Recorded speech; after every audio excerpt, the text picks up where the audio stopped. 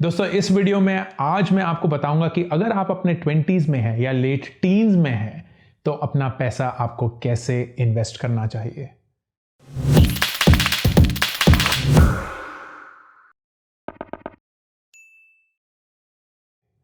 ये एक ऐसा सवाल है जो I think almost every day मुझसे कोई ना कोई पूछता है। इंस्टाग्राम पे डीएम, ईमेल्स, यूट्यूब पे कमेंट्स, फेसबुक पे, ट्विटर पे, लिंक्डइन पे कि I have just started earning और आई एम अ स्टूडेंट, मेरी इतनी पॉकेट मनी है तो मैं इतनी ही सेव कर सकता हूं और मैं इसको कैसे इन्वेस्ट करूं और अपने इन्वेस्टमेंट के बारे में कैसे सोचूं। सो मेरा फर्ज इस वीडियो में आज बनता है आपको क्लैरिटी देना कि आप अपनी इन्वेस्टमेंट के बारे में कैसे सोचेंगे, because 20s is hands down the best decade to start your investment. आप जितनी जल्दी अपनी इन्वेस्टमेंट करना शुरू करेंगे उतना ही आपको बेनिफिट मिलेगा and I will tell you why. सबसे पहली चीज है कि आप कम से कम एंड आइडियली कोई भी लोन ना लें। मैं फिर से रिपीट करूंगा, आप कम से कम और आइडियली कोई भी लोन ना लें। जब कभी भी आप लोन लेते हैं दोस्तों तो आप एक तरीके से बंध जाते हैं। मैंने हाल ही में एक वीडियो बनाया था on whether you should buy और रेंट अ हाउस, और उसमें मैंने बहुत क्लियरली ये बोला कि घर खरीदना अच्छी चीज़ है, लेकिन बहुत जल्दी घर खरीदने की वजह से आप बंध जाएंगे। एजुकेशन लोन फिर भी समझ सकता हूं, होपफुली आप एक ऐसे पॉइंट पे होंगे जहां ये एजुकेशन लोग आपके माँ बाप आपके लिए ले सकते हैं। मेरी तब भी रिकमेंडेशन रहेगी कि कभी भी अगर आप लोन लेते हैं तो प्लीज़ अपने नाम पे लीजिए, अपने माँ बाप के नाम पे नहीं। Good thing is education loans काफ़ी कम इंटरेस्ट रेट पे आते हैं, लेकिन कुछ लोन्स हैं जो तो 100% आपको नहीं लेने हैं। पर्सनल लोन कभी नहीं, गाड़ी लोन पे प्लीज़ नहीं, बाइक भी अगर आप ले रहे हैं तो छोटा से छोटा अमाउंट लीजिए ताकि आपकी EMI बहुत ही कम हो। So the first thing you have to do as a fine, wise investment professional is reduce and eliminate your loans in your 20s. दूसरी चीज, इंश्योरेंस। इंश्योरेंस बहुत इंपॉर्टेंट है क्योंकि insurance is essentially the way that you are preventing or planning for something that is unforeseen.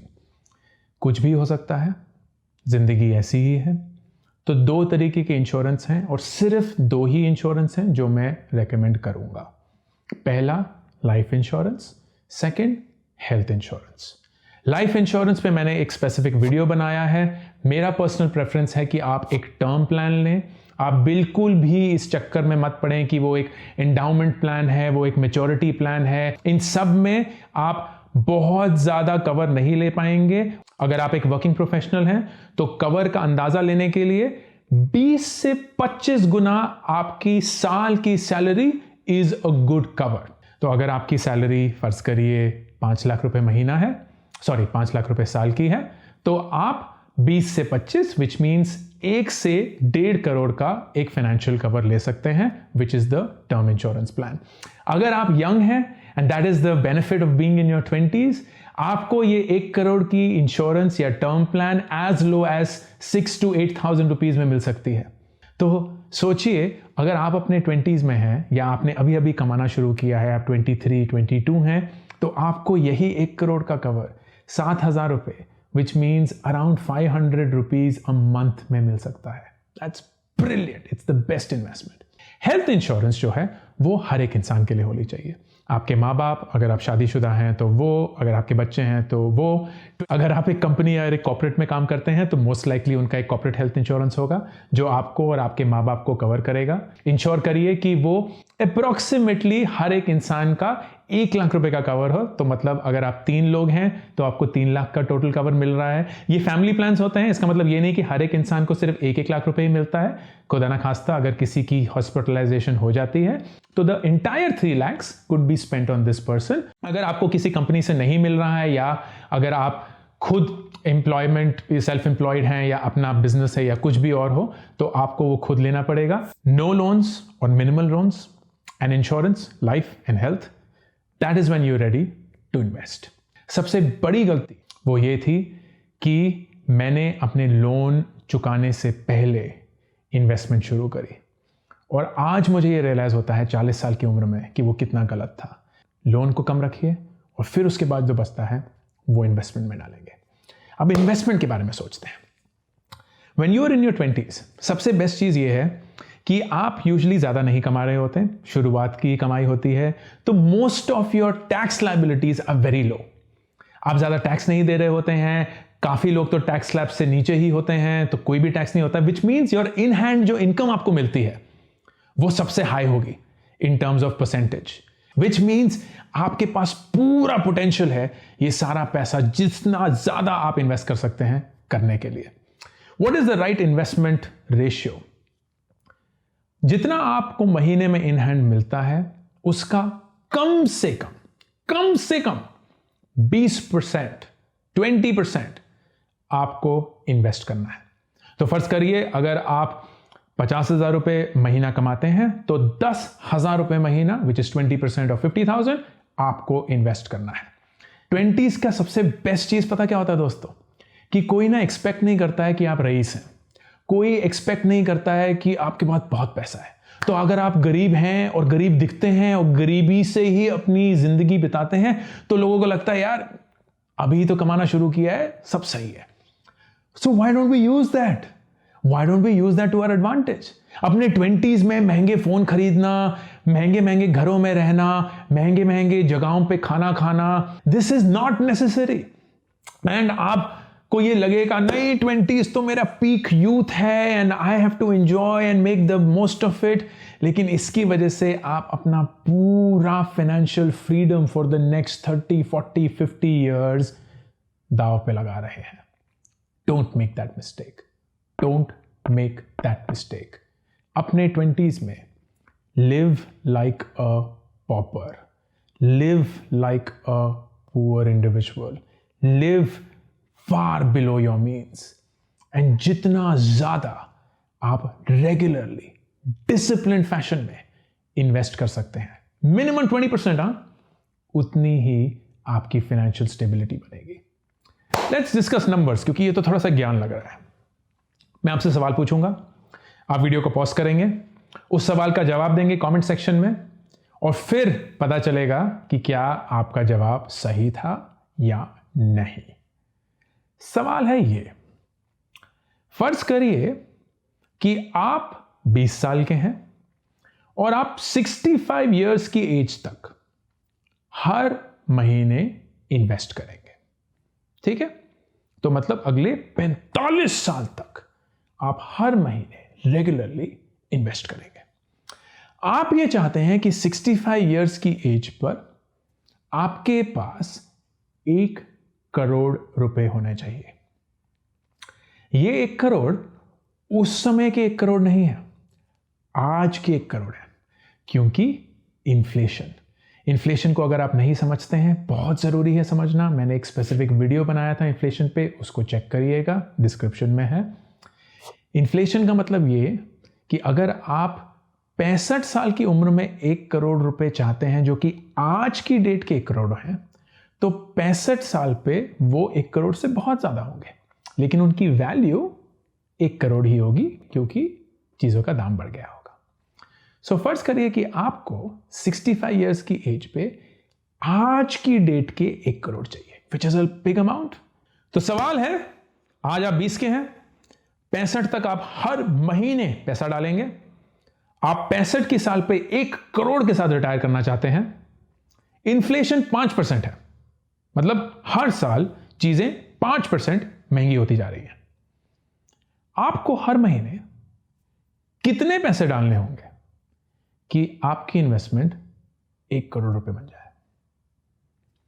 Video pause करिए, calculator मत निकालिए और comment section में जाके अभी इस सवाल का जवाब दीजिए। दे दिया? बढ़िया। बहुत सारे लोग होंगे, मुझे नहीं पता कि आपने क्या बोला है, पर बहुत सारे लोग होंगे जिनको लगे यार 1 करोड़ लेने के लिए तो काफी फाइट मारनी पड़ेगी, राइट? लेकिन इट इज अनबिलीवेबल कि इन्वेस्टमेंट और कंपाउंडिंग कितनी पावरफुल चीज है। अगर आप हर साल 10% रिटर्न अपनी इन्वेस्टमेंट से कमा सकते हैं। 10%। एंड मैं बताऊंगा कि 10% कैसे बन सकता है। बहुत आसान है बनना, इवन रेगुलरली फॉर 45 ईयर्स। लेकिन अगर आप 10% भी कमा सकते हैं तो आपको हर महीने सिर्फ 2,000 रुपये इन्वेस्ट करने होंगे। चौंक गए? फिर से बताता हूं, 2,000 रुपये हर महीना, starting at the age of 20 all the way to age 65। 10% के रिटर्न पे और 5% के इन्फ्लेशन पे आपको 65 साल की उम्र पे 1 करोड़ रुपए देगा। आज के 1 करोड़ रुपए, जो कि उस समय पे 3.5 करोड़ रुपए हो गए। सिर्फ 2,000, सिर्फ 2,000 रुपए महीना। अब आप सोचिए कि अगर आप 5,000 डाल सकते हैं, 2,500 डाल सकते हैं, 10,000 डाल सकते हैं। ये सोचिए कि अभी आप 2,000 डाल सकते हैं, लेकिन शायद 3 साल में आप इस 2 का 5 डाल पाएंगे, फिर 3 साल में इस 5 का 10 डाल पाएंगे, फिर 3 साल में आप इस 10 के 15 डाल पाएंगे। It will just change the equation. सब कुछ बदल जाएगा। लेकिन एक और हैरानी, अगर आप अब 20 के नहीं हैं, लेकिन अब आप 30 साल के हैं और वही सेम चीज कर रहे हैं, 2,000 रुपये महीना, 10% रिटर्न, इन्फ्लेशन 5% पे है, तो 1 करोड़ की बजाय आपको पता कितने मिलेंगे? सिर्फ 50 लाख। आधा पैसा गया, आधा पैसा सिर्फ 10 साल के अंतर से।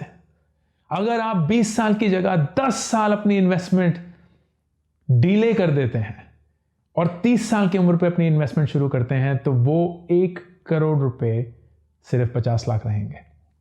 अगर आप वही 30 साल को और 10 साल बाद करके 40 साल से इन्वेस्टमेंट करनी शुरू करते हैं, 65 तक ही करते हैं 2,000 रुपए डाल के, तो वो 50 लाख सिर्फ 25 लाख हो गए। This is the power of starting early.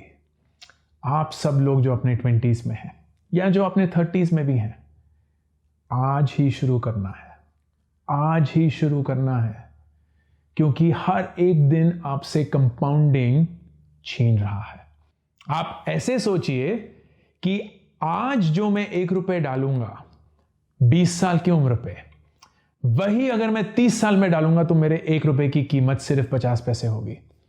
मैंने 50% वैल्यू अपने पैसे की गंवा दी, क्योंकि इन 20 साल की उम्रों में मैं पार्टी करना चाहता था, मैं लाइफ एंजॉय करना चाहता था। वो सब जरूरी है, लेकिन आपका discipline to invest is just as important. अब फाइनल सवाल, एंड दैट इज कि अगर आपको ये रिटर्न चाहिए तो आपको कहां इन्वेस्ट करना चाहिए? एफडी में तो नहीं इन्वेस्ट करना है। मतलब मैंने एक जंग छेड़ दी है एफडी के अगेंस्ट, और जो इंसान मुझे कन्विंस कर सकता है कि एफडी में पैसा डालकर आप समझदारी का काम करते हैं, उस इंसान से मैं लड़ने के लिए तैयार हूं। FD is the worst investment to make if you are in your 20s, क्योंकि आप अपने 20s में रिस्क ले सकते हैं। आपको अपना पैसा प्रोटेक्ट नहीं करना, आपने अपने पैसे को ग्रो करना है। When you're old, FDs are great, क्योंकि तब आपको अपने पैसे को प्रोटेक्ट करना है।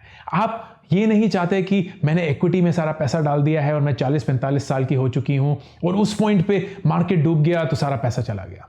बिकॉज इन योर 20s अगर मार्केट डूब भी जाता है, you are invested till 65, right? आप 45 साल का होराइजन लेके चल रहे हैं, तो उन 45 सालों में तो बहुत सारी बार मार्केट डूबेगा ही डूबेगा, लेकिन बढ़ेगा ही बढ़ेगा। And all you have to do is just stay put, buy and hold. Invest करेंगे और होल्ड करके रखेंगे। किस चीज में invest? Stocks, equities, buy and hold, buy and hold. आप स्टॉक्स खरीदेंगे कंपनीज के जो बहुत अच्छा कर रही हैं। अगर आपको कोई आइडिया नहीं है कि कौन सी कंपनी में इन्वेस्ट करना चाहिए, तो म्यूचुअल फंड्स में इन्वेस्ट करिए। आपको म्यूचुअल फंड्स नहीं पसंद हैं, पर्सनली मैं स्मॉल केस से इन्वेस्ट करता हूं, लिंक बिलो है, आप उसको ट्राई कर सकते हैं। मैंने एक पूरा वीडियो बनाया है how to invest in equities, उसको चेक कर सकते हैं। I personally love smallcase. Smallcase is a great product by Zerodha, उसको आप यूज कर सकते हैं। बिल्कुल म्यूचुअल फंड जैसे काम करता है, लेकिन आपके पास पूरा कंट्रोल रहता है। बहुत अच्छे अच्छे रिटर्न्स हैं and they take care of everything. That's number 1। उसी के थ्रू आप गोल्ड में भी इन्वेस्ट कर सकते हैं। Gold is a great asset. अगर आप गोल्ड में इन्वेस्ट करते हैं तो 1990 से पिछले 30 सालों में gold on an average has returned 10% every year, जो कि बहुत ही बढ़िया इन्वेस्टमेंट है। सो गोल्ड में आपको डेफिनेटली इन्वेस्ट करना चाहिए। फाइनली, बहुत कूल सी चीज है आजकल, क्रिप्टो करेंसी। बिटकॉइन में इन्वेस्ट करना चाहिए कि नहीं करना चाहिए? Personally I am a believer, पर प्लीज मेरा एडवाइस मत लीजिए क्योंकि काफी रिस्की एसेट है। 20s में I would strongly recommend it, लेकिन आपका पूरा कॉल है। If I were in your place in the 20s, मेरा पोर्टफोलियो, चाहे मैं जितने भी पैसे डाल रहा हूं, 2000 रुपए हो सकते हैं, 20,000 रुपए महीने हो सकते हैं, here is what I would do. I would invest about 30% of this money directly into companies or stocks. And usually I will go for the top companies. अपनी इंडस्ट्री के जो टॉप प्लेयर्स हैं. So 30% in direct stocks. Around 40% in portfolio stocks. Small case या mutual fund, whatever is your preference.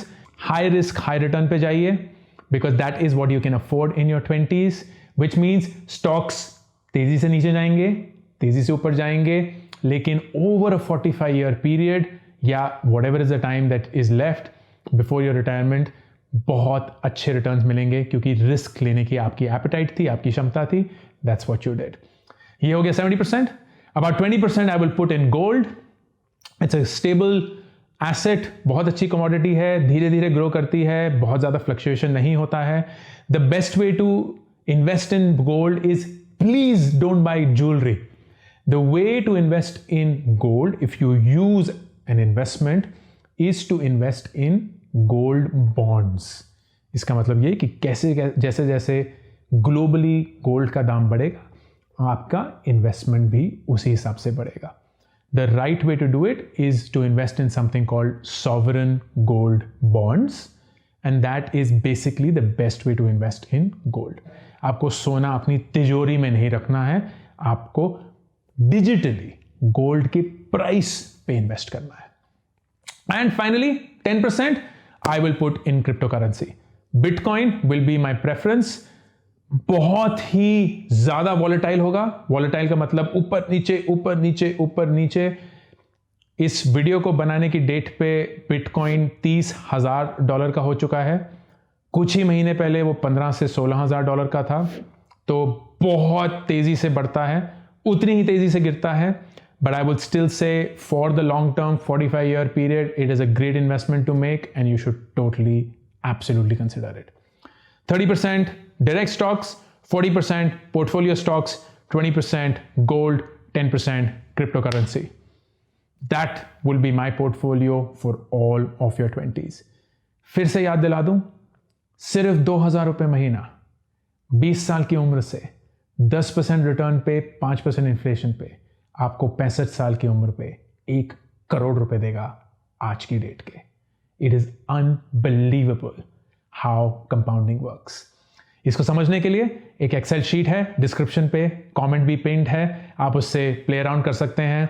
अपना amount डालिए जो आपकी श्रद्धा है, आप कितना उस अमाउंट को ग्रो कर सकते हैं वो डालिए, and I will show you कि कितने रिटर्न पे आपको कितना पैसा at the age of your retirement मिलेगा, and that will then hopefully convince you that the best time to start investing is today. Ankur Warikoo signing off. अभी के अभी इस चैनल को सब्सक्राइब करिए ताकि अगर कोई भी नया वीडियो आए आपको उसके बारे में पता चले।